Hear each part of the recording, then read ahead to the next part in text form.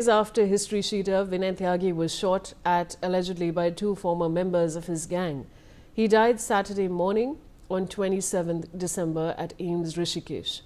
His family accused the police of being complicit in his killing and demanded a CBI inquiry into the death.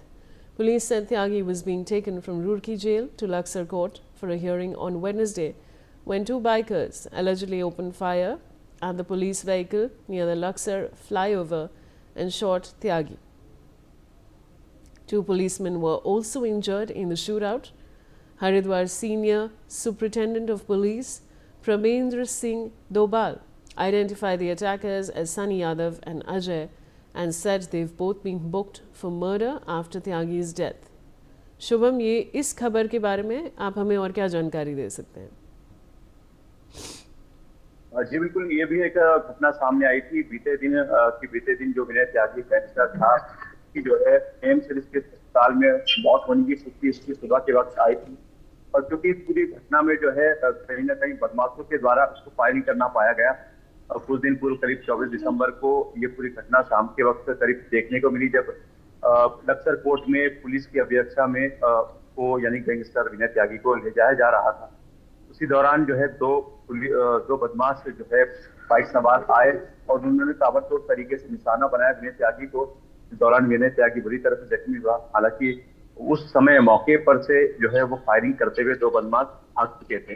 तो फिलहाल फौरी तौर पर जो है उसको अस्पताल में भर्ती करवाया गया, फिर हायर सेंटर रेफर किया गया और इस केस एम्स में उपचार जो है विनय त्यागी का चल रहा था।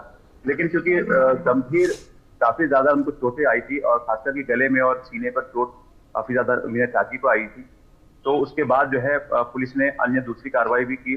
जो बदमाश थे उनको 24 घंटे के अंदर पकड़ा और अजय और सन्नी नाम के जो दोनों बदमाश थे उनको पकड़कर जो है पुलिस ने उनसे पूछताछ भी की। तो इसके संबंध में भी एसएसपी हरिद्वार ने बताया कि इनसे पूछताछ में जो बात सामने आई थी वो यही है कि आपसी इनकी रंजिश थी और आपस में जिस तरह से आपराधिक घटनाओं को अंजाम देते थे उसमें लेन देन की जो इनको परेशानी थी उससे संबंधित पूरी घटना थी, जिसके चलते इन्होंने आपसी रंजिश और लेन देन के चलते जो है गोलीबारी करी विनय त्यागी पर। हालांकि विनय त्यागी भी बड़ा गैंगस्टर था और कई मामले इस पर दर्ज थे। हाल ही में जो है पुलिस ने भी, देहरादून पुलिस ने भी इस पर कार्रवाई की थी।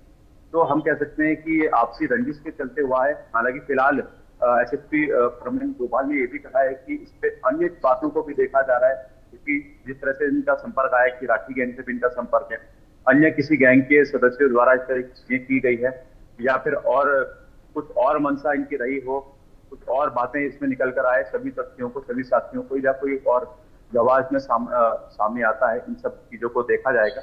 लेकिन एक बड़ा सवाल इसमें खड़ा होता है कि आखिर पुलिस अभिरक्षा में किस तरह से बदमाश आते हैं और पूरी तरह से जो है निशाना बनाते हैं आरोपित को और उसके बाद खुद ही चोटों के चलते जो है उसकी मृत्यु होती है। तो कई तरह की बातें हालांकि फिलहाल सामने जरूर आ रही और इसका आगे जो है जो भी इन्वेस्टिगेशन होगी उसको की जाएगी।